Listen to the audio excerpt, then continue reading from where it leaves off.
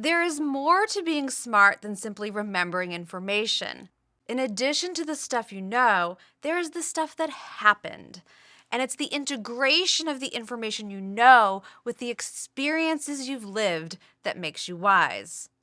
Now we'll focus on the stuff that happened, your episodic memory. This is the history of you remembered by you. These memories are attached to a place and time. Some experiences, say the first dance at your wedding, stick, lasting a lifetime, whereas others, like what you had for dinner last Monday or yesterday's commute, slip away, totally unmemorable. Can you recognize what all of your forgotten life experiences have in common? They are routine. We do these things all the time. Part of the reason I won't remember the experience of washing my hair this morning has to do with habituation. We learn to ignore what is familiar and of no consequence. And we can't remember what we ignore.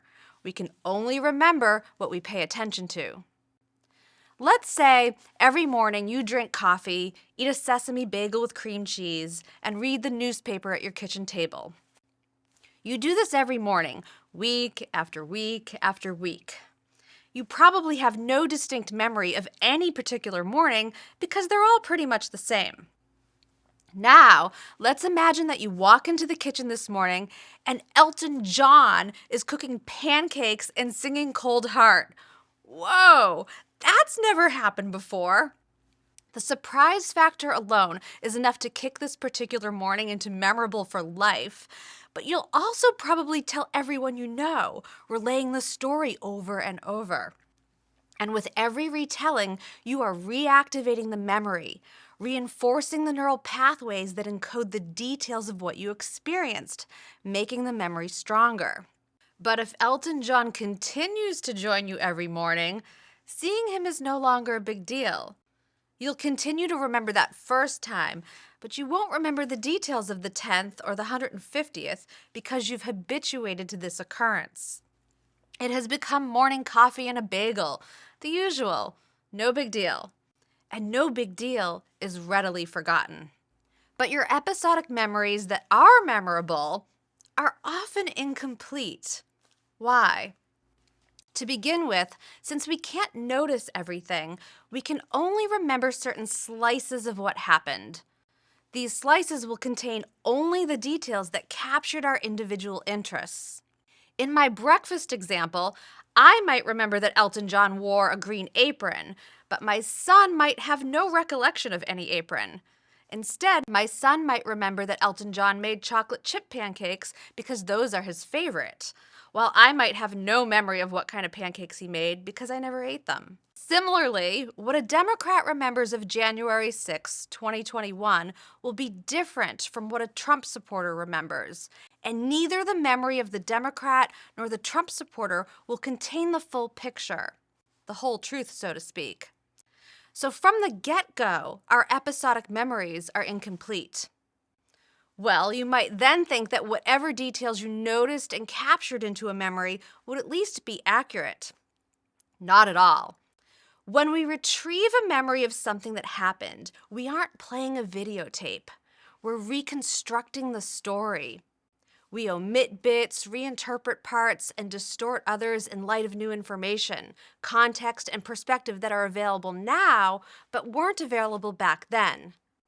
We frequently invent new information, often inaccurate, to fill in gaps in our memories so that the narrative feels more complete or pleasing. What we remember about the past is also influenced by how we feel in the present. Our opinions and emotional state today color what we remember from what happened yesterday. And so, in revisiting episodic memories, we often reshape them. And then something even more interesting happens. We link together and restore this changed 2.0 version of the memory and not the original. It's like hitting save in Microsoft Word. We overwrite it.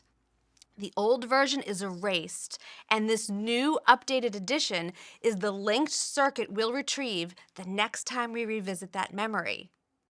As you might imagine, after several recalls of any given episodic memory, it has the potential to drift quite a bit from the original. If you experience something highly unexpected and exceptionally emotional, you might create what is known as a flashbulb memory. Flashbulbs are episodic memories for experiences that were shocking, highly significant to you, and evoked big emotions like fear, rage, grief, joy, love. Examples of these types of memories include 9/11, the death of a parent, the day your spouse proposed, or if you're from Boston, when the Red Sox won the 2004 World Series. But even though they feel so vividly and confidently remembered, flashbulbs are episodic memories, and like other episodic memories, they are also inaccurate. Here's my favorite example of how flashbulb memories can be just as incomplete, distorted, and dead wrong as ordinary episodic memories. On January 28, 1986, the Space Shuttle Challenger exploded. Do you remember the details of where you were and what you were doing? Are you sure you're right? 24 hours after the explosion, psychologists Ulrich Neisser and Nicole Harsh asked their psychology students at Emory College a series of questions about where they were and what they were doing. 2.5 years later, they asked these same students the same questions and checked their answers, their episodic memories, against their original memories. 0% of them gave answers that 100% matched their original answers. Even more amazing, when shown their original answers in their own handwriting, these students still stuck to the new updated version of the memory and scratched their heads over the mismatch. They couldn't make sense of their original answers because those answers no longer existed in their brains. Their memories were permanently changed and wrong. So the next time you and your partner disagree over the details of what happened on that trip to Disney World 10 years ago, realize that both of your memories are likely incomplete and distorted. When it comes to episodic memory, imperfect is the best our human brains can do.